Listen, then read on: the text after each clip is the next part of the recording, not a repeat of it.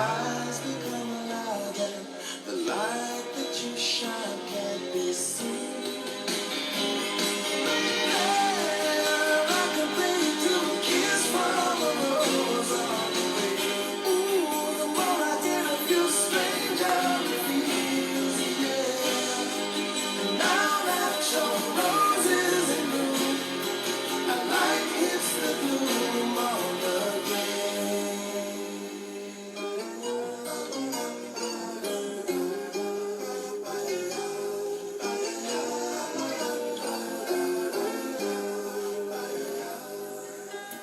there's so much a man can tell me, so much he can say. You remain my power, my pleasure, my pain, baby. To me, you're like a gold Egyptian that I can't deny.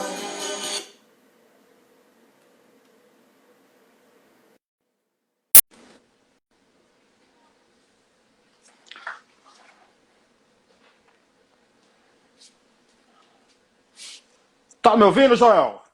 E aí, Carlos, beleza? Beleza, tá me ouvindo bem? Tá me vendo bem? Tranquilamente. Pessoal, sejam bem-vindos. Eu sou Carlos Silvio, apresento o programa Paiaiana Conectados todos os sábados ao meio-dia na Rádio Conectados, em www.radioconectados.com.br. Porém, nesse período de pandemia, a gente está com a programação ao vivo suspensa, mas você pode acompanhar também os podcasts lá no site da rádio e também no Spotify. E tem o site exclusivo do programa Paiaiana Conectados, que é paiaianaconectados.com.br. Enquanto isso, a gente vai apresentando aqui em quarentena no Instagram. Hoje, edição, deixa eu ver aqui, 37, 1º de abril de 2020. Todo dia um convidado especial aqui. Enquanto a gente não derrubar a audiência do Jornal Nacional, a gente não vai se aquietar. Esse é o objetivo. E todo dia, claro, como eu disse, a gente traz um convidado de peso. Hoje não é diferente. Apresentar aqui para vocês, ele que eu já acompanho há algumas décadas por aí. Décadas não, porque ele não é velho, né? Entendeu? Mas Olha só, você está entregando a minha idade assim, Carlos. Há algum tempo. O cara ele formou-se em economia pelo INSPER em 2007, em filosofia pela USP em 2008, é mestre em filosofia também pela USP, já integrou também a bancada do programa da Rádio Jovem Pan, 3 em 1, é colunista do jornal Folha de São Paulo e da revista Exame. Filósofo, economista, Joel Pinheiro da Fonseca. Joel, obrigado, seja bem-vindo, cara. Carlos, muito obrigado pelo convite. É um prazer para mim estar aqui e fazer essa conversa. Obrigado mesmo, obrigado mesmo. Não é Paul McCartney, mas parece. Já falaram que você parece com Paul McCartney, já, Joel? Eu sou mais comparado ao John Lennon, sabe? Mas gostei do Paul também. Para mim, qualquer Beatle, menos o Ringo, vai. Qualquer Beatle está servindo. Eu ainda acho que você parece mais com o Paul McCartney. Eu acho que o rosto do John era mais pontiagudo. Pode ser. Pode ser sim. Afinal de contas, você nasceu em Londres, né, Joel? Na verdade, eu nasci em Cambridge. Meu pai fazia o PhD dele lá em Cambridge, lá na Inglaterra, e eu nasci enquanto ele fazia lá. Depois ele virou professor, então minha primeiríssima infância eu passei ali. Mas vim muito pequeno para o Brasil ainda, e desde então vivo aqui. Eu até gosto sempre de dar essa explicação, que o nome do meu programa, Paiaiana Conectados, Paiaiá é um povoado na Bahia, tem 600 moradores, 3 ruas, e lá que eu nasci, dei o nome ao programa em homenagem, e lá nós temos a maior biblioteca comunitária do mundo, com 125 mil livros, entendeu? Legal.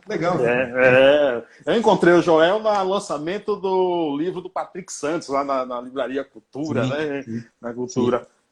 Joel, entrando aqui no assunto mais importante, na pauta, e eu gostaria de começar a minha primeira pergunta com uma frase de Tom Jobim, cara. O Brasil definitivamente não é para principiantes, cara? Olha, essa frase mais do que nunca tem feito sentido, viu, Carlos? A gente está num momento realmente muito difícil, né? Quem diria? Primeiro, a crise da saúde, né? Essa pandemia aí. Sim. Essa não é culpa nossa. Isso aí aconteceu com o mundo inteiro. Isso aí, independente do país, todos estão tendo que lidar com isso. Ninguém sabe direito, também é uma novidade, então ninguém sabe direito também como lidar. Né?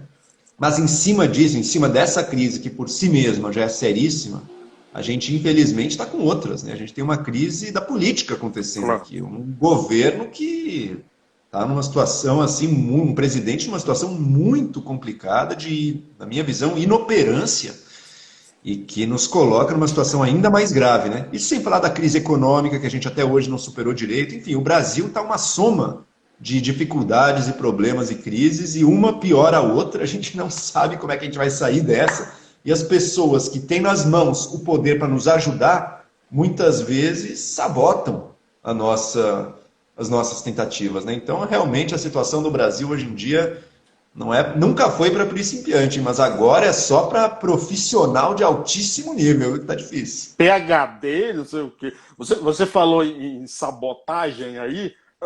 O Bolsonaro, ele é um cara que ele se auto-sabota, Joel? Com certeza. Com certeza é alguém que se auto-sabota. E por que eu digo isso, Carlos? Porque eu analiso como estava o Bolsonaro no início do governo dele e como ele está agora. No início do governo, veja, o Bolsonaro, alguém que passou aí, sei lá, 27 anos deputado federal, nos últimos anos conseguiu um crescimento de popularidade no país inteiro, assim, inigualável, foi eleito, chegou praticamente nos braços do povo, uma vitória sólida no segundo turno ali, chegou prometendo fazer tudo diferente, né?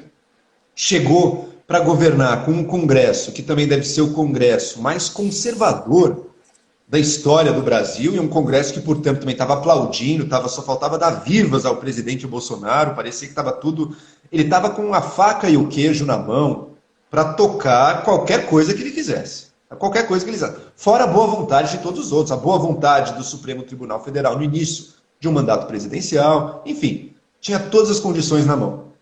Nesses 1 ano e 4 meses que já se passaram de governo, ele comprou tanta briga, ele falou tanta besteira, ele criou tanta crise de relacionamento desnecessária, que ele corroeu esse poder enorme que ele tinha. De modo que hoje em dia, e veja, é Congresso conservador, um monte de governador de direita também que queria ser amigo do Bolsonaro, queria estar junto.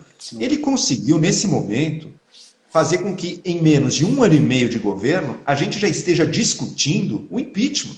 Com menos de 1 ano e meio de governo, o presidente está jogando no lixo as principais bandeiras que o elegeram para conseguir comprar, junto ao Centrão, o apoio de deputados para proteger ele e ele não ser derrubado. A velha Então, política.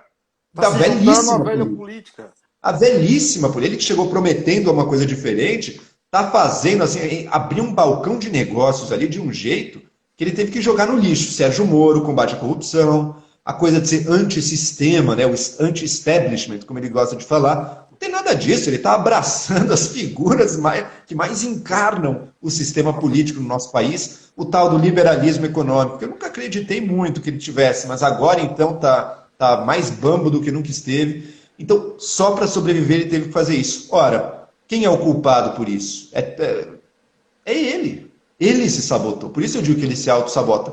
Essas estratégias dele de comprar briguinhas o tempo inteiro com todo mundo, embora às vezes ele sinta que ele saiu vitorioso sobre conseguiu dar uma rasteira na imprensa, conseguiu fazer o Rodrigo Maia ficar mal nas redes sociais, não sei o quê. Uma ou outra ele acha que ele está levando a melhor. Mas o resultado global disso é que ele deteriorou o seu poder e a sua capacidade de fazer coisas de uma forma que agora está irreversível. O mandato dele já acabou. Tudo culpa dele. Você falou aí nos governadores que se elegeram ao se juntar a ele, o Dória aqui mesmo, que tinha o Bolsodória. Eu lembro da Joyce Hasselmann, no Pânico, na Jovem Pan, falando que confiaria, que colocaria a mão no fogo por ele. Tem uma entrevista do que o Cabrini fez com a própria Joyce, não sei se você chegou a ver, e o Cabrini até pergunta para se ela confia no Bolsonaro, ela diz que sim. Aí o Cabrini fala o seguinte: esse vídeo aqui não corre o risco de virar um meme no futuro? Olha só o que aconteceu, cara. Que coisa, né? Que coisa. E a gente tem que lembrar também, o Bolsonaro se elegeu e na esteira dele se elegeu assim, uma fauna de figuras bastante complicadas para o nosso Congresso, viu? Algumas já largaram mão do Bolsonaro, como a Joyce, o Alexandre Frota. Outras ainda estão ali agarradinhos nele. E é cada figura, é muito difícil, assim, eu sinceramente eu fico muito preocupado com o nível dos políticos que a gente elegeu na esteira dessa onda maluca. O que foi essa onda bolsonarista, senão uma forma de histeria coletiva, da mais maluca possível, e que até hoje, quer dizer, hoje em dia é menos gente, mas mesmo assim, tem aqueles muito fanáticos ainda hoje fazendo coisas horrorosas. Como é que uma pessoa, na hora de votar para um deputado, em vez de pensar em alguém que seja competente, alguém que tenha uma trajetória, alguém que tenha ética, não. Votou em alguém só porque fazia arminha na rede social e usava a bandeirinha do Brasil. Alexandre E falava, Frotas da vida. exato, e falava que era Bolsonaro também, colocava Bolsonaro no nome. Que maluquice é essa, gente? Como é que as pessoas votam com base nisso? Sabe, foi um absurdo o que aconteceu. A gente está vivendo infelizmente, estamos vivendo as consequências da maluquice que aconteceu em 2018, que ficarão com a gente pelo menos mais 4 anos, até 2022, quero dizer, né? E a gente vai ter que se haver com isso, infelizmente. Infelizmente, um período que agora a gente está sentindo na carne mesmo, nas nossas vidas, o peso de uma decisão irresponsável como foi aquela campanha. Como é que você viu o episódio aí, cara? Moro e Bolsonaro, essa saída aí. Moro vai ter que depor. Ele já disse, tem uma entrevista do Sérgio Moro que saiu ontem na revista Veja, ele dizendo que vai apresentar as provas à justiça. Como é que você viu esse episódio? Olha, a saída do Sérgio Moro era algo quase que contratado desde o momento em que ele topou virar ministro do Bolsonaro. Eu fui uma das pessoas que elogiou o governo Bolsonaro, porque eu achei que, olha, sim, ok, ocorreram alguns abusos na Lava Jato, perfeito, mas mesmo assim, foi uma operação muito importante no combate à corrupção no Brasil. Mudou, é um divisor de águas. Então, quer dizer, a gente viu prisão de empreiteiro, a gente viu político sendo preso também, banqueiro. Assim, realmente ela acabou com a expectativa de impunidade que imperava no Brasil, assim, mudou radicalmente. Imagina o Moro sendo capaz de trazer isso para a esfera federal, trazer isso para institucionalizar esse conhecimento que os juízes, os procuradores, os policiais da Lava Jato têm, trazer isso para a esfera federal e conseguir, então, tornar esse combate à corrupção, que era uma coisa de uma operação e de algumas outras, tornar isso algo perpétuo, algo que o Brasil sabe utilizar. Sabe? Seria um grande ganho. Né? Agora, é óbvio que o Bolsonaro jamais seria alguém assim plenamente comprometido com o combate à corrupção. Afinal de contas, no próprio quintal dele tem muita coisa muito mal explicada que começou desde o primeiro mês do governo, quando apareceu Queiroz, aquela história. Exatamente. As ligações dele com milicianos no passado, nada daquilo, o pior de tudo é que nada daquilo era segredo, já era conhecido, já tinha sido noticiado no passado. Então não é que descobriu-se, nossa, ele tem vínculo com milícia. Não, isso já era sabido, isso já era falado antes, mas infelizmente as pessoas não levaram a sério isso. Então é óbvio que ele não ia poder combater a corrupção livremente, ele tem o rabo totalmente preso. Como é que ele ia fazer isso? Ele ia, desde o início, eu sabia perfeitamente que o Bolsonaro, pessoalmente, quereria proteger a sua família, proteger o seu curral político de qualquer investigação. A questão é quanto tempo o Moro, alguém que gostaria de aumentar o combate à corrupção, e o Bolsonaro, que tem essa restrição, o Bolsonaro quer investigar a corrupção dos outros, né? Do Rodrigo Maia ele quer, do Flávio Bolsonaro ele não quer, do gabinete dele ele não quer. Então, até que ponto isso ia durar? Em algum momento ia romper, certamente. A gente viu o Moro, Carlos, ao longo desse 1 ano e 4 meses, engolir cada sapo do presidente, né? Foi um atrás do outro. É o COAF, que era um órgão tão importante para combater a corrupção, foi tirado da mão dele. Isso o Congresso pediu, mas o governo entregou de mão beijada, falou, não, negociou isso na hora. Assim, era uma das coisas que o Moro considerava importante, entregou na hora. Então, o que mais? Teve o juiz de garantias. O juiz de garantias. Exato, o juiz de garantias. Eu, na verdade, pelo que eu li, não sou um especialista no direito. Eu não acho de todo absurda a ideia do juiz de garantias, não. Mas, enfim, era algo que o Moro era contra e o Bolsonaro era a favor e acabou vigorando. O Bolsonaro negociou aquilo e vigorou o juiz de garantias. Teve outras. Os decretos de armas que o governo passou, aquilo lá nem passou pela mesa do Moro. O ministro da Justiça e Segurança Pública não teve o direito de opinar sobre uma questão central da segurança pública no Brasil, que é as pessoas poderem sair andando armadas no meio da rua, que francamente me parece uma maluquice total. Eu defendo que a pessoa tem o direito até de ter uma arma na casa dela para se proteger, Mas porte de arma, andar armada por aí no trânsito, no boteco, acho um negócio assim que de uma temeridade absoluta. Você achar que a gente vai virar o Velho Oeste aqui e achar que as pessoas vão sair armadas da sua casa e que isso não vai ter consequências seríssimas. É óbvio que vai. Outro caso que eu lembro, o Moro teve que pedir desculpas públicas. Ele se humilhou por ter nomeado uma suplente do Conselho Nacional de Política Criminal e Penitenciária. Ou seja, ele nomeou uma suplente desse conselho. As redes sociais bolsonaristas acharam que a pessoa, que é aquela Ilona Zabor, uma especialista em segurança pública, não, mas ela é globalista, ela é amiga do Jorge Soros, não sei o quê.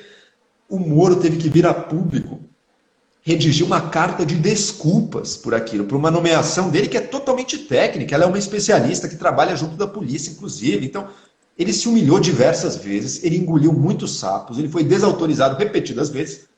A imprensa noticiava isso. Mas qual que era o discurso nas redes sociais? Não, é tudo fake news, eles estão querendo separar o Bolsonaro e o Moro, os dois se amam, não sei o que, tá tudo ótimo. Até que na semana passada, e antes do Moro sair, a imprensa noticiou, olha, o Moro vai pedir demissão. Qual foi a reação do que eu chamo das milícias digitais do bolsonarismo? É tudo fake news, a imprensa está mentindo. E no dia seguinte, na manhã seguinte a isso, o Moro vem e finalmente pede demissão, né, e sai do governo. Ele saiu porque a linha dele foi cruzada, sabe? Em diversos momentos, o Bolsonaro esteve perto de cruzar a linha do Moro.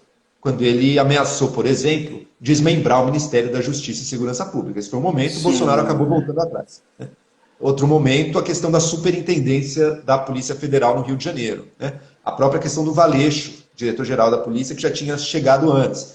E agora isso estourou. Então, para você ser ministro num governo, você tem que ter alguma tolerância, digamos assim. Você sabe, olha, eu tenho minhas visões, eu quero fazer isso. Eu estou disposto a tolerar em alguma medida que o presidente discorde, eu vou ter que aceitar, porque não dá para... Se eu sou ministro, eu não posso ficar criticando o presidente também.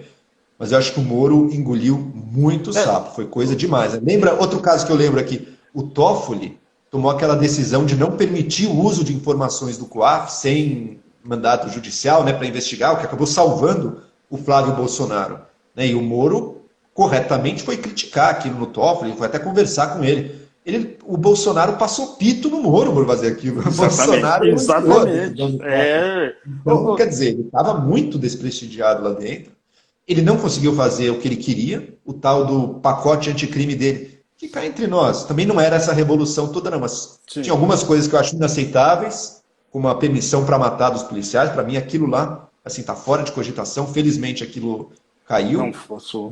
Tinha outras coisas mais interessantes, mas o negócio foi meio pasteurizado, acabou passando uma versão muito mais tênue do que seria o pacote anticrime, né? E o Moro meio que aceitou aquilo. Então acho que ele se decepcionou, primeiro, com a capacidade dele de promover as mudanças, mas mais do que isso, ele, em algum momento, desenhou algumas linhas no chão e falou, olha, se o Bolsonaro passar disso, não tem como eu continuar aqui. E o Bolsonaro, finalmente, para proteger a sua família de investigações, cruzou essa linha, e daí o Moro não tinha como continuar. Acho que eu não vou dizer que ele recuperou toda a estatura que ele tinha antes, mas ele, pelo menos, cresceu um pouco ao tomar essa atitude digna, sim, de sair do governo num momento em que virou um pastiche, virou quase um escárnio a presença do Sérgio Moro, visto como um paladino contra a corrupção, permanecer num governo que está ativamente aparelhando os órgãos de controle e investigação para se proteger do combate à corrupção. Ficou um escárnio nessa situação. O Moro ia ter que sair,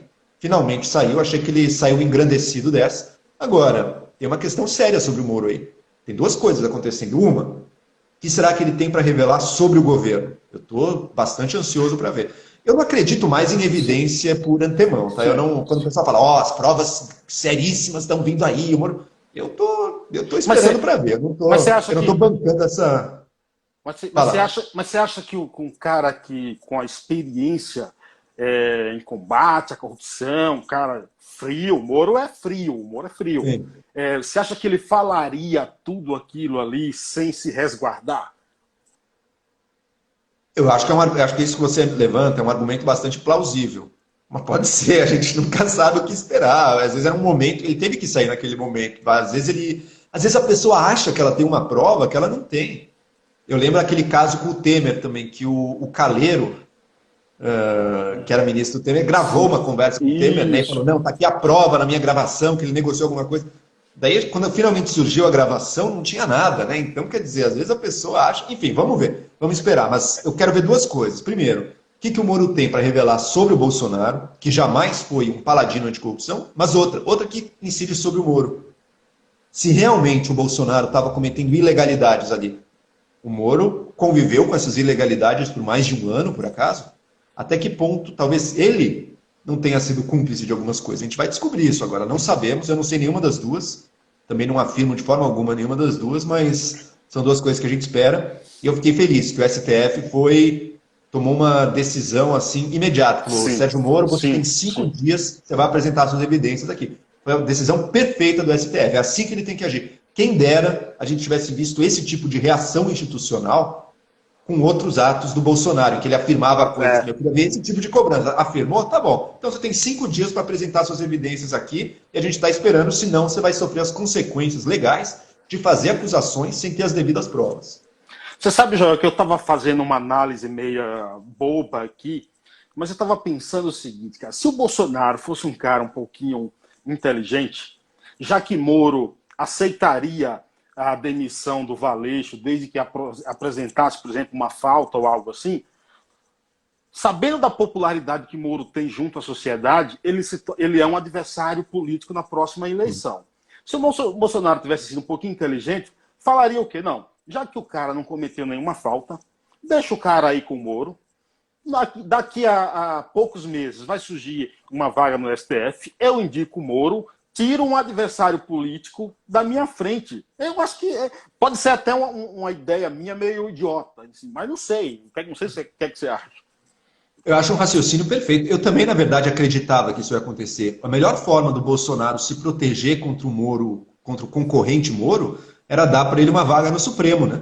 Porque se o Moro vai para o Supremo, então ia pegar um pouco mal. Ele acabou de chegar no Supremo, já vai concorrer em 2022 e sair para concorrer. Ia pegar mal. O Moro ia ter que ficar pelo menos mais essa eleição ali no Supremo Federal antes de sonhar com a presidência, talvez em 2026, sei lá, quando seria outra eleição, né? Seria o principal caminho. Sabe o que eu acho? O que eu suspeito que o Bolsonaro não fez isso?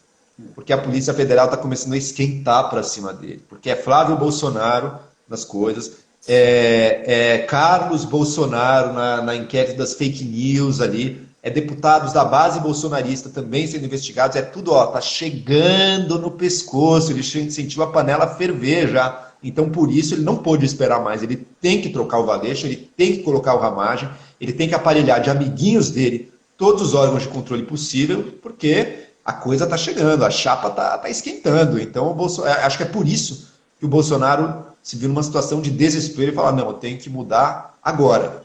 Não posso esperar até o fim do ano. Até o fim do ano, meu amigo, meus filhos já dançaram. E talvez eu também, né? Talvez o próprio Bolsonaro também. Então, no fundo, eu acho que foi isso que fez ele acelerar.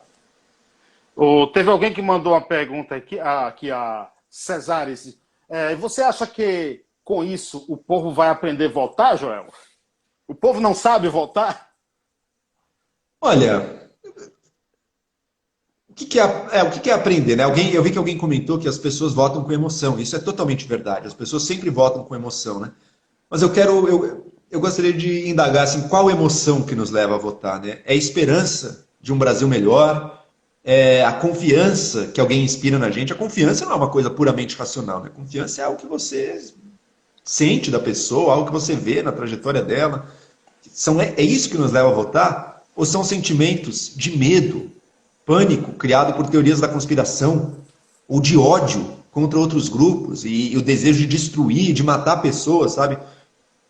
As pessoas sempre vão votar em grande parte com o coração, mas o coração pode ir para direções muito diferentes. O coração pode ir para direções positivas, direções que constroem, pode ir para a esperança, pelo desejo da gente estar junto e trabalhar para um Brasil melhor. Ou ele pode ir para o ressentimento, para o ódio, para o desejo de destruir quem está do nosso lado, para o desejo de levar vantagem acima de tudo, e é isso que eu quero mesmo. Então eu espero que a gente tenha tido esse aprendizado de ver, olha, esse tipo de sentimento com o qual você votou, um pânico de um lado contra os comunistas que estão chegando, sei lá o que é. Já te chamaram de comunista, né, nas redes sociais. Exato, direto. Ixi.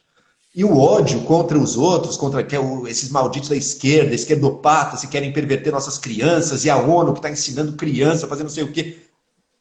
que esse lugar não é bom, esse lugar leva a gente a fazer escolhas terríveis, escolhas que são ruins para nós mesmos, né?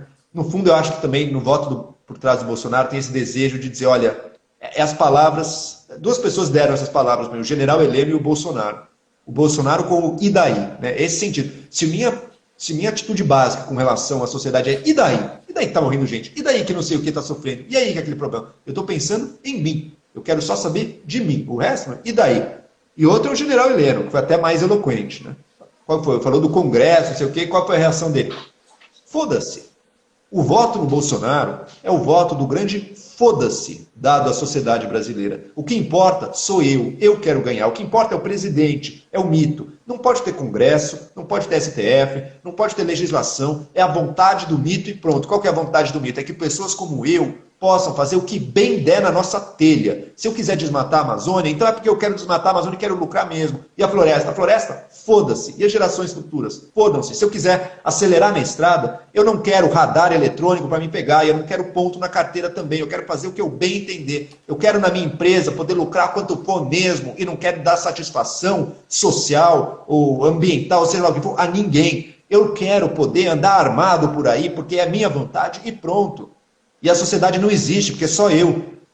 Eu acho que teve muito disso. E tem agora, nesse momento da epidemia, isso fica evidente. Né? O que são essas carreatas que a gente está vendo contra o isolamento? Até dá para entender. Pô, o empresário, claro, a situação é muito difícil. O governo tem que estar ali mais presente, dando as medidas para ajudá-los nessa fase. Mas tem que lembrar que existe um coletivo também.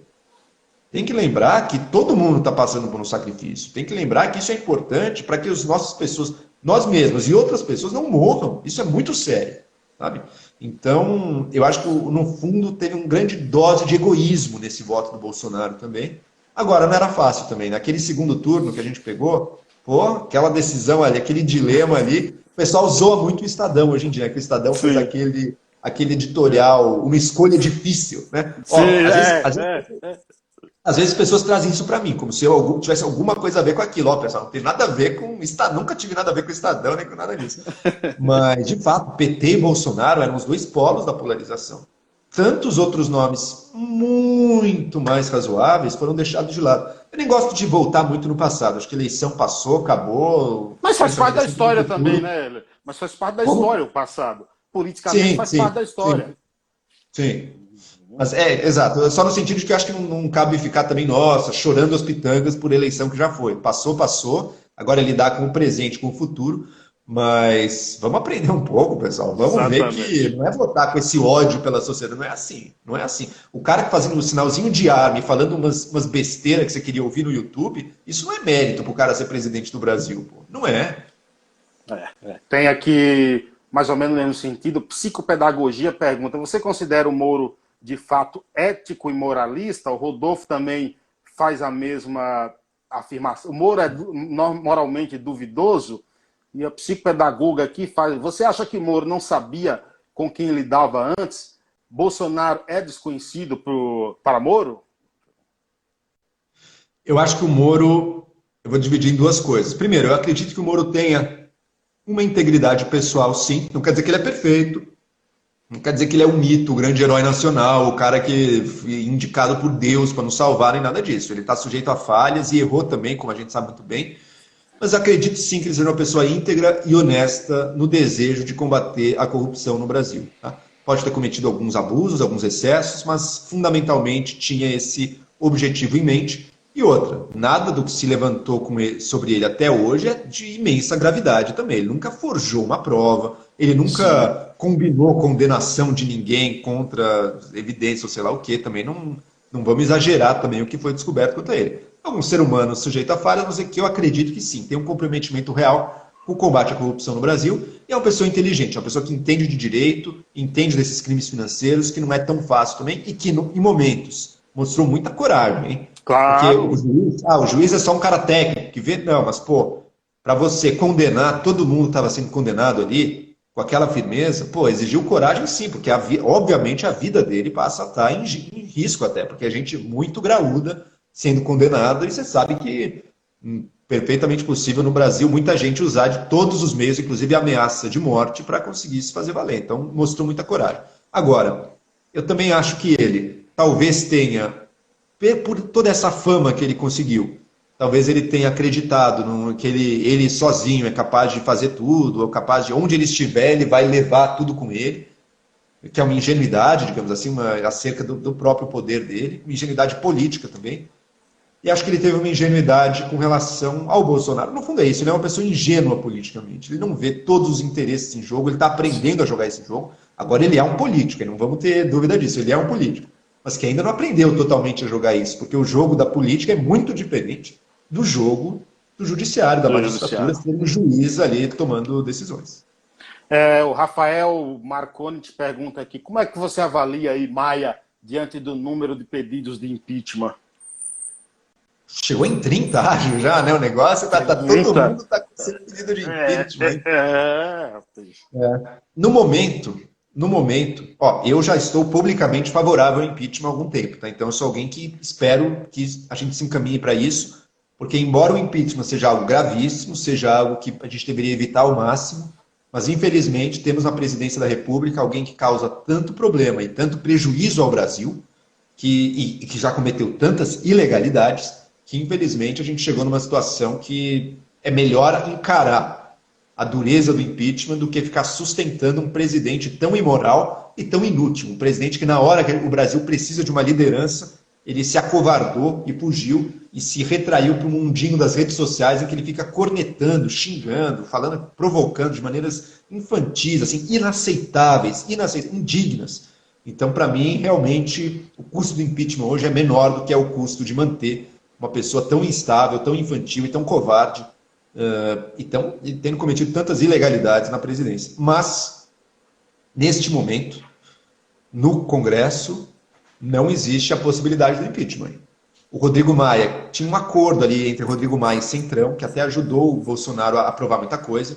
Isso foi meio que rompido agora, o Rodrigo Maia está sob ataque, além do que acaba o mandato dele no fim do ano, né? Então a gente vai ter um novo presidente da Câmara depois, não sabemos ainda bem quem que vai levar essa. E o Bolsonaro abriu o balcão de negócios com o Centrão, com o PP, com o PTB, com o PL, com o PSD, republicanos, e uma série de pequenos partidos que ele está ali negociando cargos, negociando fundos, negociando verbas, tudo está em negociação, e ele está conseguindo, portanto, um apoio necessário para que ele não seja tirado. Então, neste momento, no Congresso, não tem muito caminho para o impeachment. E o Maia não vai aceitar um pedido de impeachment se não for para ganhar, né? Porque se o presidente vence, daí o presidente sai muito mais fortalecido. Então, se o Congresso quiser derrubar, então é para derrubar mesmo. Se for para ele vencer, é melhor não ter nada, porque ele só vai sair fortalecido se ele ganhar essa. Tá? Então, nesse momento não tem. Agora, isso é razão para se desesperar? Não. Em 2015, quando começaram os protestos contra a Dilma, o Centrão estava unha e carne com a Dilma também. A coisa muda. Quanto mais pessoas se engajarem na luta para tirar esse presidente, e quanto mais coisas forem aparecendo, e vão aparecer, investigações, fatos muito ruins para a imagem do Bolsonaro, tudo isso vai começar a aparecer cada vez mais agora. Né? A gente está vendo aí que ele vai ser processado, aí até o Fux botou ali um processo de uso de gasto de combustível, enquanto ele era... Todas essas pequenas corrupções vão começar a aparecer agora e aparecer em cheio. Tá? Os empresários que pagam as fake news, aí, tudo isso vai começar a aparecer. Então, conforme isso vai evoluindo, o preço que o Centrão cobra para ficar juntinho do Bolsonaro vai subir cada vez mais. E uma hora eles vão largar a mão também. E daí, caiu. A gente estava falando aí na eleição, o discurso da campanha do Bolsonaro, principalmente depois que começou a anunciar o Paulo Guedes como posto Ipiranga, tinha um discurso forte do liberalismo. E como é que você vê essa questão aí? Você acha que o liberalismo é apenas um eufemismo aí para a direita que está no poder? Ele soube usar dois vernizes, o Bolsonaro, né? Um do combate à corrupção e outro esse, do liberalismo econômico. Eu jamais acreditei muito, sinceramente, embora achasse que o Guedes pudesse entregar algumas coisas. Ele entregou basicamente uma, que foi a reforma da Previdência, mas que também demorou muito mais do que precisava ter demorado. Quando as coisas ainda estavam boas para o Bolsonaro, que o ano passado foi um ano que era bom para ele, né? O Brasil seguia sua recuperaçãozinha lenta, mas seguia, o caminho estava feito. O Maia estava engajado na pauta de reformas, então com certeza as coisas iam passar ali. mesmo no ano passado, que era um ano positivo para o Bolsonaro, entregou-se muito pouco nessa agenda econômica, nessa agenda de liberalismo. As privatizações que o Guedes prometia tanto não aconteceram, um monte de coisas mandou para frente. Né? A reforma tributária não foi apresentada, a reforma administrativa não foi apresentada, outras travaram no Congresso em impasses que também não iam para frente. O crescimento que o Ministério da Economia chegou a prever, 4% de crescimento em 2019, se fosse aprovada a reforma da Previdência, bom, foi aprovada a reforma da Previdência. O crescimento foi de 1%, 1,1%. Então, quer dizer, eles já decepcionaram na época boa, esse tal liberalismo econômico decepcionou. Agora, na época ruim, então, na época que está todo mundo com a faca na mão, querendo mais recursos, está todo mundo pedindo, eu acho muito difícil agora. E o Guedes segue prometendo. Né? O Guedes, para prometer 1 trilhão, é só você falar com ele que ele solta promessas de trilhão ali, mas para entregar mesmo, E eu ele acho é que até convicto. agora... E eu acho legal o seguinte, ele é convicto, né, Nelson? Ele tem o toque, ele sabe falar as palavras mágicas que empresários e pessoas no mercado financeiro ficam assim, parece que tiveram uma epifania, uma experiência religiosa, assim, elas saem assim empolgadíssimas. Mas na hora do vamos ver, na hora de entregar, até agora, não conseguiu muita coisa. Não é que não conseguiu nada, teve algumas coisas, mas decepcionou bastante. E agora o jogo ficou muito mais difícil. Então eu acho muito improvável que ele vai entregar. E outra, o Bolsonaro jamais foi liberal economicamente. O Bolsonaro tem outra cabeça. O Bolsonaro sabe que para negociar com esses políticos todos vai ter que abrir o bolso, vai ter que abrir a carteira. Né? O que é esse plano de fazer obras pelo Brasil? Para que obra? Agora surgiu tanta obra pelo Brasil. Ora, obra pelo Brasil significa nas regiões, nos eleitorados, esses diversos deputados que eu estou querendo fazer um afago aqui e conseguir o apoio deles, eu vou precisar abrir a carteira, eu vou precisar de obras. É isso que está em jogo. Então, eu acho que todo o incentivo político agora é na direção do Bolsonaro querer gastar. O Guedes, corretamente, diz, olha, algumas coisas você pode gastar, algumas coisas você tem que gastar. Combate essa pandemia, por exemplo. Mas a gente tem que segurar o gasto em outros. Porque se você abrir a carteira para tudo agora, meu amigo, esse governo não paga suas contas, ele vai para o buraco mesmo, Sim. a coisa desanda. Sim. Então ele tem que fazer uma força na direção contrária. Eu não sei se ele vai conseguir ser muito bem sucedido nisso. Tá? A agenda de reformas ambiciosa liberal, acho que essa aí quase esquece. Agora, se ele vai conseguir minimamente manter alguma sanidade no governo, alguma sanidade fiscal, é isso para mim que está em jogo agora. Não está aparecendo, não. Mas a gente vai ver, isso ainda não está decidido. O Alex se pergunta aqui, como você avalia uma eventual presidência do Mourão? O Mourão calou, não é, o Joel? Falava pra caramba, né? Calou mais, né? Calou-se, né? Calou-se. Chega pra... O Bolsonaro percebeu que o povo estava gostando muito do Mourão, né? Então, todo mundo que aparece e brilha um pouco, o Bolsonaro trata de chutar, bater, para fazer calar a boca, porque pega a mão para ele, né? Se a gente compara, eu tenho certeza que se o Mourão virar presidente, eu vou ter assim 1000 críticas ao Mourão. E já tenho, acho que a visão, acho que o que ele está fazendo naquele Conselho Amazônia, por exemplo, a situação ambiental no Brasil é muito grave e nesse ano de pandemia, o aumento do desmatamento, que ano passado já tinha sido criminoso, nesse ano, então, está 10 vezes mais criminoso. Esse ano está um negócio, assim, estão destruindo o nosso maior patrimônio ambiental de uma maneira indizível, de uma maneira desumana, criminosa mesmo, assim. E o Mourão, infelizmente, está fazendo parte disso, que ele está no Conselho Amazônia, ali, que foi criado para inglês ver, né, que não faz nada. E o ministro do Meio Ambiente segue demitindo qualquer funcionário que realmente cumpra o seu papel de combater o desmatamento e o garimpo ilegal. Enfim, eu vou ter 1 milhão de críticas ao Mourão se ele for presidente. Mas eu não tenho dúvida que, sob qualquer aspecto, ele é melhor que o Bolsonaro. Qualquer aspecto. Eu vejo algumas pessoas dizendo, não, mas o Mourão defendeu ditadura. Bom, o Bolsonaro não defendeu só a ditadura de 64. O Bolsonaro já propôs ditadura agora e defende torturador, e defende grupo de extermínio. Então, quer dizer, mesmo nisso que o Mourão é ruim, defender a ditadura, o golpe militar, assim, o Bolsonaro é 10 vezes pior. Então, eu não tenho dúvida de que o Brasil estará muito melhor com o Mourão do que com o Bolsonaro. Não quer dizer que o Mourão vai ser o presidente que a gente sempre sonhou, mas vai ser muito melhor do que o crime que a gente está... O que é, ao mesmo tempo, criminoso e inútil que a gente está tendo que aguentar na presidência do nosso país nesse momento. O escritor Darlan Zurk te pergunta, boa noite, convidado excelente. Joel, você é filho de Eduardo Gianetti, um dos maiores intelectuais do país. Existe alguma divergência entre vocês dois ou você endossa todo o pensamento dele? Não, eu acho que endossa todo, não. Eu não saberia dizer, pontuar aqui divergências que a gente tenha. Acho que a gente caminha meio na mesma direção, tá? Mas a gente discute o tempo inteiro também. Eu, na verdade, mais jovem, até discordava mais, meu pai. É engraçado isso. Então, eu era um liberal bem mais radical também economicamente. Hoje, eu sou um liberal, mas acho que tem muitas outras ponderações a serem feitas também. Eu era bem mais de direita, mais jovem. Mas, enfim, acho que hoje em dia, por exemplo, eu vejo...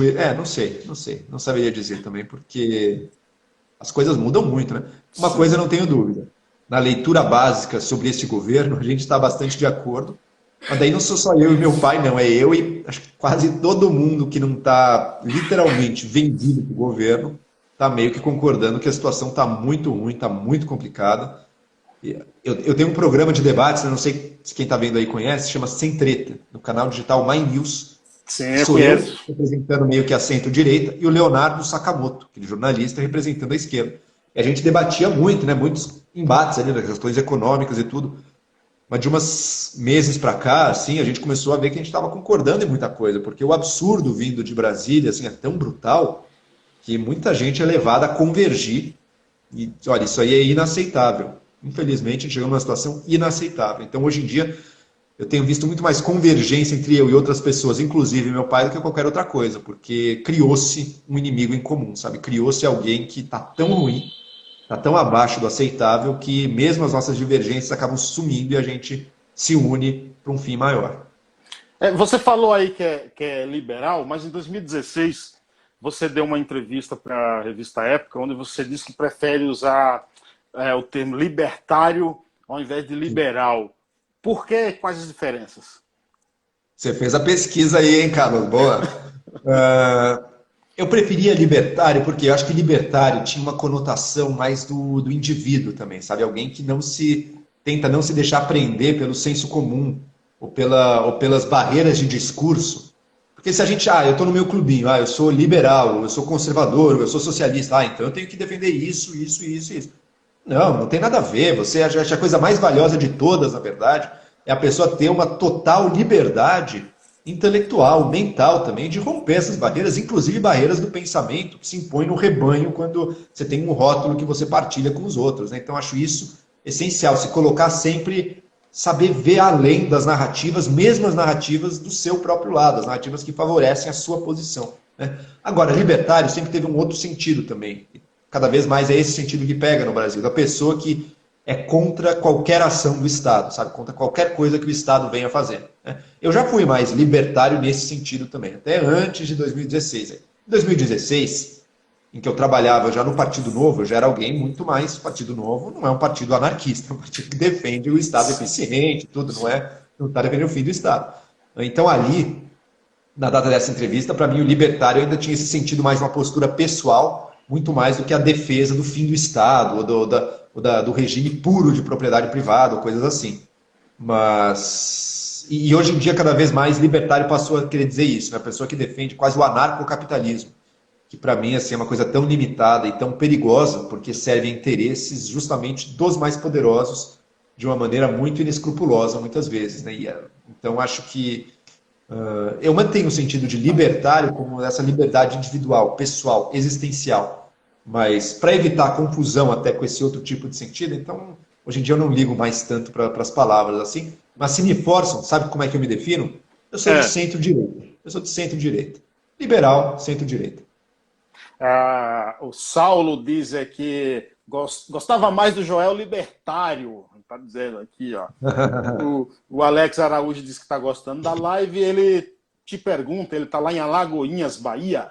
Gostaria de saber do Joel quais as influências filosóficas dele e qual a opinião dele sobre a obra Aristóteles em Nova Perspectiva. Vamos começar com a fácil, a obra Aristóteles em Nova Perspectiva, um livrinho do Olavo de Carvalho. Eu não deixo em segredo para ninguém, até tem artigo meu publicado sobre esse tema. Eu considero o Olavo de Carvalho um charlatão e líder de uma seita. E essa obra dele, esse livrinho dele, é um livro que ele tenta dar o que seria uma grande nova interpretação de Aristóteles. Você não se matriculou no cursinho dele, não? Poxa. Não me matriculei. Eu perdi a crença no Olavo anos antes dele ter esse cursinho aí. Então eu conheço ele de outros carnavais eu conheço aquela figura. Mas enfim, esse é um livrinho que ele diz que é uma interpretação inovadora sobre Aristóteles, tudo seria refundando os estudos de Aristóteles. É um livro que ele quase não faz citações de Aristóteles, então é uma tentativa de ler Aristóteles, mas sem citar Aristóteles. Ele não sabe grego, então ele também não tem nem como ler o Aristóteles no original, que é o que hoje em dia um comentador sério de uma obra tem que fazer. Pô, você quer realmente ser um cara que inovou na leitura de um autor, então pelo menos consiga ler o autor na língua em que ele escreveu, né? E por último, quer dizer, ele dá-lhe uma visão de como o próprio Olavo acha que funciona o conhecimento humano, as camadas do conhecimento humano, o nível... Eu esqueci agora qual que era a sequência do nível poético, retórico, lógico, enfim, tem uma certa dialética e lógica, tem uma certa progressão que o conhecimento teria no ser humano, e no fundo é uma filosofia que reforça no seguidor do Olavo o tipo de poder que o Olavo tem sobre as mentes das pessoas, então é muito foco no uso simbólico do conhecimento e na relação, enfim, na relação forte entre a filosofia e o misticismo, as duas coisas caminham muito juntas. E por fim, esse livrinho que já é curto, você vai abrir esse livrinho, metade dele é um bate-boca do Olavo com um parecerista de uma revista, que ele mandou o artigo e o parecerista recusou. Então fica um bate-boca do Olavo com esse cara, assim, tipo, sério mesmo que você escolheu botar isso? Porque senão o livro não seria nem um livro, seria, sei lá, 30 páginas, sei lá o que seria. Então, para ficar um volume de livro, ele botou um bate-boca dele ali com outro cara. Então, não é uma obra que você precisa levar a sério. Essa foi a primeira parte. Minhas influências, olha. Eu vou muito brevemente aqui também. Eu acho que uma leitura que me marcou muito a minha formação foi Platão. Os diálogos de Platão, assim, é um dos momentos centrais da filosofia. A filosofia já existia antes, mas ela ganha uma nova feição, uma nova cara nesse momento. Os diálogos do Platão, assim, quem tem algum interesse, eu recomendo vivamente que leia, porque até do ponto de vista literário, são obras assim perfeitas, obras que te convidam e te fazem mergulhar num outro mundo intelectual, 400 anos antes de Cristo, ou seja, é uma viagem no tempo, mas com coisas que não mudam, com questões que às vezes são as mesmas que você já se deparou hoje em dia. Então, eu realmente... É uma experiência que eu recomendo. Eu, no meu mestrado, eu fiz sobre Tomás de Aquino, São Tomás de Aquino, teólogo da igreja e tudo mais. Embora na faculdade eles tirem o São, porque eles dizem, não, aqui não importa se foi santo ou não, a gente só quer saber do pensamento da pessoa. Então, Tomás de Aquino, sobre isso me influenciou bastante a forma de pensar. E ele é alguém que bebeu e leu muito Aristóteles. Então, entre Aristóteles e Tomás de Aquino, sim, tem uma proximidade muito grande no pensamento, no uso dos termos. Um tipo de visão de mundo, muitas coisas, especialmente da ética do Tomás de Aquino, eu tenho para mim ainda hoje. Foi o tema do meu mestrado, aliás, né? Como é que o homem sabe o que é bom e o que é mal para ele? Isso está na base da nossa ética. E será que ele sabe isso por uma intuição meio mística? Será que ele sabe isso porque ele leu a Bíblia? Será que ele sabe isso porque Deus revelou? E Tomás de Aquino diz, não é por nada disso. O nosso conhecimento do bom e do ruim, portanto do bem e do mal também, decorre da nossa natureza e do uso da nossa razão. Você consegue descobrir as coisas que são boas ou ruins para você, porque você é um ser que persegue a sua felicidade. E ao perseguir a felicidade, esse que é o critério que acaba definindo para você o que é bom e o que não é. Enfim, estou expondo muito brevemente aqui. Outros que me marcaram muito foi o Hume, esse filósofo escocês do século XVIII, um cético, alguém que trazia questionamentos sobre os nossos conhecimentos mais básicos, sobre causa e efeito no mundo, portanto, e colocando em xeque o poder da razão, portanto, a gente acha que a razão prova tudo, a razão não prova quase nada. Nada do que a gente precisa para viver a razão faz, pelo contrário, ela é escrava das nossas paixões. Então é alguém que argumenta racionalmente para provar isso, então é muito, e também escrevia muito bem, assim. Então é outra leitura muito forte, muito boa. O Nietzsche, já em fins do século XIX, alguém que vem questionar certezas e dados do senso comum que a humanidade tomava como óbvios ou que nunca teve a coragem de questionar, e ele teve. Ele disse, olha, para a nossa sociedade, aqui no século XIX, a gente tem religião, mas a gente já não leva isso tão a sério, já não é que nem na Idade Média, né? Já mudou muito o jeito que a gente se relaciona com a religião. Mas muitas coisas que, na verdade, dependiam de Deus, a gente continua carregando como sempre carregou. A moral, o nosso entendimento da nossa identidade de indivíduos, relações uns com os outros, o nosso pensamento metafísico, tudo isso ainda é um herdeiro de Deus. Mas Deus já morreu. Então, como é que fica a nossa crença em todo esse resto? Vamos olhar melhor para esse resto e ver o que significaria negar isso. E de onde vem isso? Então, acho que também foi um filósofo aí que me influenciou muito. E um último, só para não ficar só na antiguidade, mas chegar nos dias de hoje, tem um americano que chama Thomas Nagel, que eu acho ele fantástico, assim, todas as obras dele, ele fala sobre muitos temas, sobre a relação entre a mente e o cérebro, por exemplo, mas também sobre filosofia política, sobre um monte de temas. E ele tem um livrinho que é uma introdução à filosofia, que eu recomendo sempre vivamente, que chama Uma Breve Introdução à Filosofia. Em português esse é o nome. Em inglês é What Does It All Mean? O que significa tudo isso? Foi traduzido como, acho que uma breve introdução ou à filosofia, ou ao filosofar, eu recomendo fortemente. Ufa! Você acha que é inútil ter certeza, Joel? Inútil, não, acho que a certeza muitas vezes é necessária para duas coisas. Para a ação e para o convencimento, para a persuasão dos outros. Ou pelo menos a aparência de certeza. Mas às vezes para a sua própria ação a certeza é necessária. O homem precisa da certeza para existir, a sociedade, a política precisa da certeza em diversos momentos. Por exemplo, vou ilustrar isso. Com essa epidemia que a gente está tendo, é difícil ter grande certeza. A gente está descobrindo tudo ainda, não se sabe direito. Mas quando você vê o ministro da Saúde, esse novo ministro, Taishi, via público dizer, a gente não sabe de nada, não sei quando é que vai ser o pico, a gente está observando e tudo. Cara, eu entendo que como cientista, sim, essas são as respostas. Como ministro, como alguém que está encarregado da ação, de tomar decisões no momento, e decisões sempre são tomadas em meio à incerteza. Você nunca vai ter a certeza. Se você tem a certeza, não existe mais por que tomar uma decisão. Então o caminho já ficou óbvio, já não precisa nem pensar sobre aquilo, não. A decisão que importa, ela é tomada sempre na incerteza. Então a certeza é muito importante para isso, para a ação e às vezes para a ação coletiva, para a ação de um ministro frente à sociedade que quer tomar alguma atitude contra um risco sério que ela corre. Agora, do ponto de vista do pensador, do ponto de vista do cientista ou do filósofo, daí a certeza não precisa da certeza. Ouse questionar as coisas que você dá como certas, mas seu pensamento vai evoluir muito mais. A questão é que as exigências do conhecimento e as exigências da ação são muito diferentes. Você sabe, você falando isso do ministro, eu lembrei, sabe de quem? Não sei se você chegou a ver, cara, um vídeo do prefeito de Limeira aqui, que ele fala, não adianta, todos vão pegar, se você está preocupado aí, você vai pegar, você vai morrer. Você chegou a ver esse vídeo aí?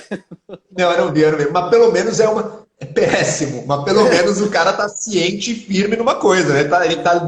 Ninguém pode criticar ele por ele não ter dito claramente o que ele quer fazer e o que ele vai fazer, né? Então agora a questão é se a escolha dele é boa ou não, mas ao menos a responsabilidade da decisão ele tomou. Diferente do nosso presidente. O nosso presidente é alguém que não encarou a responsabilidade da decisão.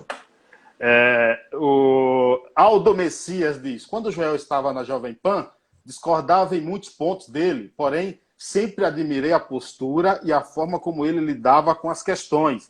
A pergunta que eu faço a ele é mais pessoal.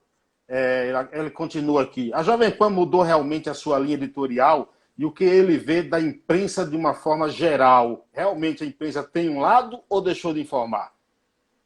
Olha, sobre a Jovem Pan, eu também não acho que seja meu papel ficar falando o que eu acho que a Jovem Pan é ou não é. Eu posso dizer que com relação a mim, eu jamais fui cerceado lá dentro também, eu dava a minha opinião com total liberdade. Eu entendo também que a rádio queira audiência, e tem figuras, certo tipo de discurso, às vezes consegue uma audiência que outros não têm, enfim, é um dado da vida. Eu acho que a imprensa agora tem dois riscos. O primeiro é a parte da imprensa que se torna subserviente do governo. No Brasil, isso sempre foi uma tendência forte, porque o governo tem tanto poder, especialmente sobre os meios de comunicação, que a tendência ao governismo é sempre forte. Mas num governo como esse, que valoriza o puxa-saquismo acima de tudo, daí a tentação do governismo ela fica quase invencível, assim, sabe? Todo mundo quer ter a chance de ganhar algumas gotas de leite e mel que vão sair ali da presidência, presidente é altamente vaidoso, ele insiste muito em que todo mundo ao redor dele esteja sempre bajulando, puxando o saco dele. Tem um movimento fanático que repete o que elas gostam e elogiam o presidente e querem viver nisso. Então a tentação do governismo é muito forte. Agora a gente está vendo vários canais de TV e emissoras ou sites, infelizmente, indo para esse caminho do puxar o saco do governo. A outra tentação é a seguinte: o Bolsonaro, ele é alguém que ataca a liberdade de imprensa. Ele detesta a liberdade de opinião, detesta a liberdade de imprensa, ameaça meios de comunicação. Ele ameaçou a Folha de não ser mais participar de licitação do governo. Era um ato ilegal até que ele voltou atrás. Porque ele ameaça, mas acaba voltando atrás, né? Ele ameaçou o Valor, ele celebrou que o jornal Valor ia perder uma fonte de renda que ele tem e tudo, porque ele adiantou uma mudança institucional ali na propaganda do jornal, na publicação de balanços em jornais. Ele agora ameaçou a Globo que ia tirar a licença. Então o presidente ele xinga jornalista, ele disse que um jornalista tinha uma cara horrível de homossexual, outra jornalista ele falou que era uma japonesa que tinha que ir para o país dela, ele ataca a jornalista direto. A imprensa ela tem uma outra tentação, que é, bom, quando você é atacado, qual que é a sua reação imediata?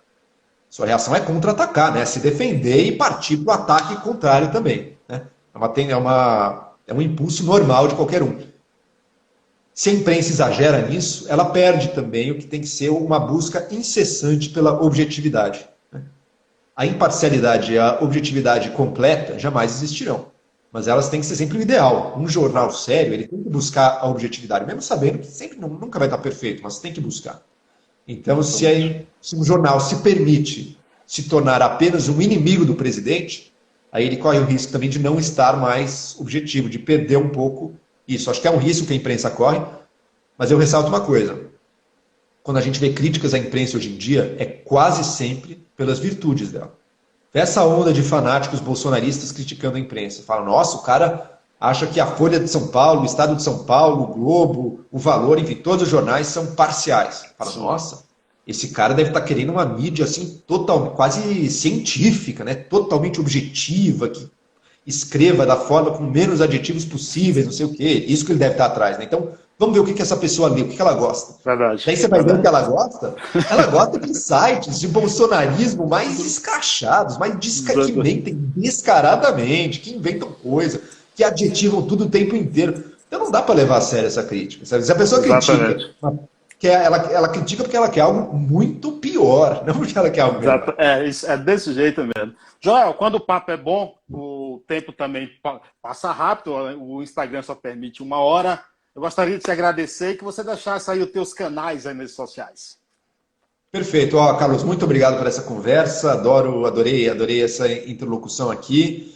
E, bom, eu sou Joel Pinheiro. Me sigam aqui no Instagram, Joel Pinheiro85. Também lá no Twitter, Joel Pinheiro85. E no meu canal de YouTube, que eu também sempre busco estar trazendo vídeos, análises, faço lives todos os domingos à noite, pelo menos durante a quarentena. Então é Joel Pinheiro. Lá no YouTube também vocês vão me achar facinho ali. Obrigado, viu, Joel, por ter disponibilizado esse tempo. Carlos, valeu, é isso aí e muito sucesso. Obrigado. Obrigado a todos também aí. Grande abraço, gente. Tchau, tchau.